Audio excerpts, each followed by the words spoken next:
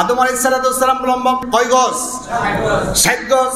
সহিহ বুখারীর হাদিস নাম্বার 3326 عن أبي هريرة رضي الله تعالى عنه قال قال رسول الله صلى الله عليه وسلم خلق الله آدم على صورته وطوله 60 ذراعا خلق الله آدم আল্লাহ সুবহানাহু ওয়া তাআলা যখন আদম আলাইহিস সালামকে সৃষ্টি করেছেন ওয়াতুলহু 60 যিরাআ আল্লাহ সুবহানাহু ওয়া তাআলা 60 গজ লম্বা করে হযরত আদমকে বানিয়েছেন। এই হাতের আঙ্গুলের মাথা থেকে কনুই পর্যন্ত এটুকুকে বলা হয় ইয়াদুন। ইয়াদুন অর্থ কি? হাত। রাসূলুল্লাহ ইয়াদুন শব্দ ব্যবহার করে নাই, রাসূলুল্লাহ বলছেন 60 যিরাআ 60 গজ লম্বা। আর হাতের আঙ্গুলের মাথা থেকে একেবারে বাহু পর্যন্ত এটুকুকে বলা হয় যিরাআ। কোন পর্যন্তকে বলা হয় ইয়াদুন, আর বাহু পর্যন্ত বলা হয় যিরাআ। রাসূলুল্লাহ সাল্লাল্লাহু আলাইহি সাল্লাম বলছেন 60 যিরাআ, তার মানে হযরত আদম আলাইহিস সালামের বডি স্ট্রাকচার ছিল একবারে 60 গজ লম্বা, 2 হাতে 1 গজ, তার মানে 120 হাত লম্বা। সুবহানাল্লাহ। হযরত আদম আলাইহিস সালামকে আল্লাহ সুবহানাহু ওয়া তাআলা 120 হাত লম্বা করে বানায়া তার বডিটা জমিনের মধ্যে শোয়াই রাখলো। আল্লাহ সুবহানাহু ওয়া তাআলা যখন হযরত আদম আলাইহিস সালামের দেহের ভিতরে রূহ ফুঁকে দিবেন, এটা যখন তিনি সিদ্ধান্ত নিল, ওই যে ফেরেশতারা আল্লাহ সুবহানাহু ওয়া তাআলাকে বলেছিল, আইবার তাআলা আপনার খলিফা কেন আপনি বানাবেন, আমরা তো আপনার তাসবিহ তাহলিলের জন্য যথেষ্ট আছি। তাদের মনের ভিতরে কি চলছে আল্লাহ জানে কি জানে না? আদমের ব্যাপারে তাদের কি নেগেটিভ ধারণা না পজিটিভ? নেগেটিভ। এটা আল্লাহ তাআলা জানে কি জানে না? জানে। আল্লাহ সুবহানাহু ওয়া তাআলা সকল ফেরেশতাদেরকে বলল, তোমরা আদম আলাইহিস সালামের বডির চারপাশে গোল হয়ে দাঁড়াও।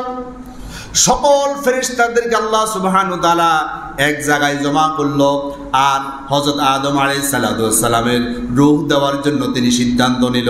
আল্লাহ সুবহানাহু ওয়া তাআলা এবার কিভাবে রূহ দিচ্ছেন শুনুন। 15 নম্বর সূরা আল হিজরের 29 নম্বর আয়াত আল্লাহ তাআলা বলছেন, ফাইদা সাওয়াইতুহু ওয়া নাফাখতু ফি মির রূহি ফাকউ লাহু সাজিদিন। ফাইদা সাওয়াইতুহু ওয়া নাফাখতু ফিহি মির রূহি, যখন রূহকে আদম আলাইহিস সালামের বডির ভিতরে আল্লাহ তাআলা দিতে চাইলো, তখন সকল ফেরেশতাদেরকে আল্লাহ তাআলা জড়ো করলো, আর আল্লাহ সুবহানাহু ওয়া তাআলা ওয়ানাফাকতু ফীহি মির রূহি, হযরত আদম আলাইহিস সালামের দেহের ভিতরে রূহটা ফুঁকে দিল।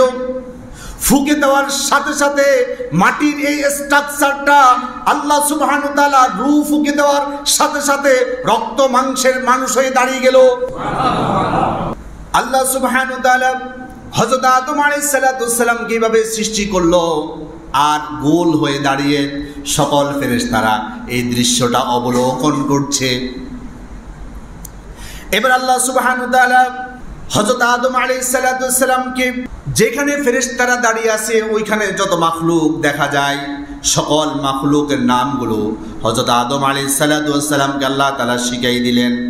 রব্বুল আলামিন বলছেন, ওয়াল্লামা আদামাল আসমাআ কুল্লাহা থুম্মা আরাদাহুম আলাল মালাইকা فقال أنبئوني بأسماء هؤلاء إن كنتم صادقين।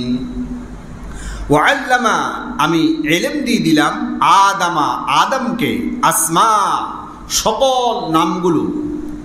ইসমুন অর্থ নাম, ইসমের বহুবচন আসমা। আল্লাহ তাআলা বলছেন আদামাল আসমা কুল্লাহা, প্রত্যেকটা মাখলুকের নাম আমি হযরত আদম আলাইহিস সালামকে শিখিয়ে দিলাম। সময় লাগলো 1 সেকেন্ড। কয় সেকেন্ড? আল্লাহর দ্বারা এটা কি সম্ভব কি অসম্ভব? এটা উদাহরণ নিলে সহজে বুঝবেন। আপনি মার্কেট থেকে একটা নতুন মোবাইল কিনলেন, মোবাইলের মধ্যে কি আপনার পছন্দের ওয়াজ মাহফিল, সিয়াসিত্তার কিতাব, কোরআন, তাফসির এরপরে হাদিস গ্রন্থগুলো, এগুলো কি সেখানে পাওয়া যায়? মানে আপনি যখন নতুন কিনলেন তখন কি মোবাইলের ভিতরে এগুলো আছে? কিন্তু আপনার কাছে একটা মেমোরি কার্ড আছে, ৬৬ জিবি একটা মেমোরি কার্ড আছে।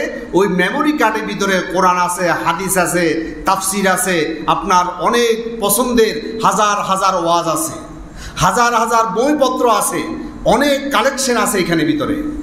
এখন আপনি যে নতুন মোবাইল নিলেন, এই নতুন মোবাইলের ভিতরে কিচ্ছু নাই, কিন্তু আপনি যখন মেমোরি কার্ডটা ভিতরে ঢুকাই দিলেন, ওই মেমোরি কার্ডের ভিতরে যা কিছু আছে সব কিছু ওই মোবাইলের ভিতরে পাওয়া যাবে কি যাবে না?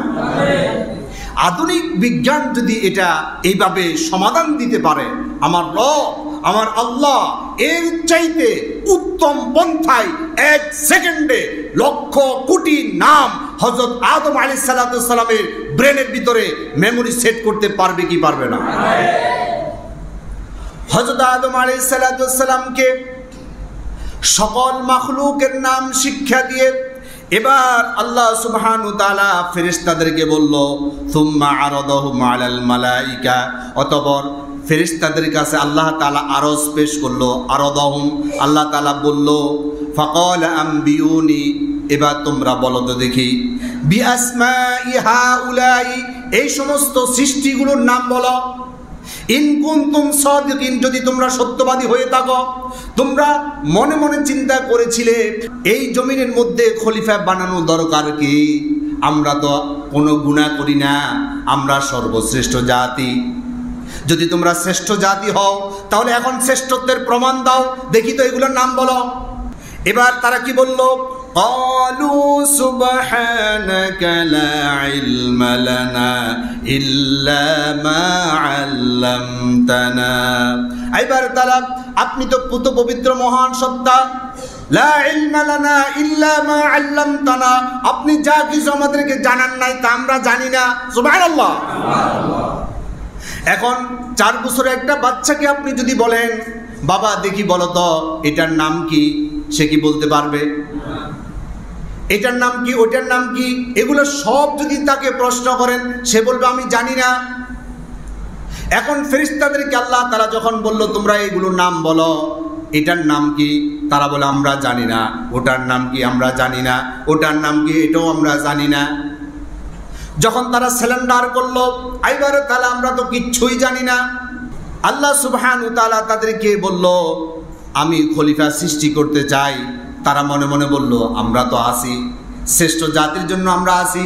আল্লাহর খলিফা হওয়া মানে তো আমাদের চাইতে শ্রেষ্ঠত্বের কাতারে চলে যাওয়া। এখন আল্লাহ সুবহানাহু ওয়া তাআলা এবার আদমকে লক্ষ্য করে বলল, ক্বালা ইয়া আদামু আনবিহুম বিআসমাইহিম, ইয়া আদম, হে আদম, আনবিহুম, তুমি জানিয়ে দাও, বলে দাও, বিআসমাইহিম, এই সকল সৃষ্টিগুলোর নাম। সুবহানাল্লাহ।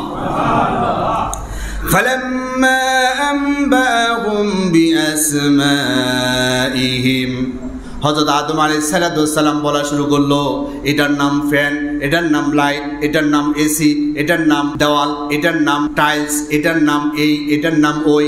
এইভাবে বলতে বলতে এবার ফেরেশতাদের নাম বলা শুরু করলো।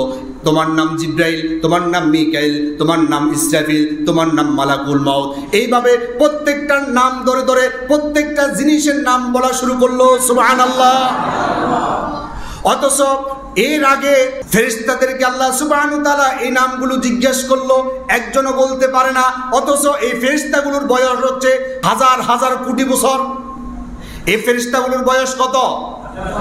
কোটি কোটি বছর বয়স হয়ে গেল, এই নামগুলো জানে না। কিন্তু আদমের বয়স মাত্র 3 মিনিট। আদমের বয়স কয় মিনিট? 3 মিনিট। আদম তো সব কিছু জানে।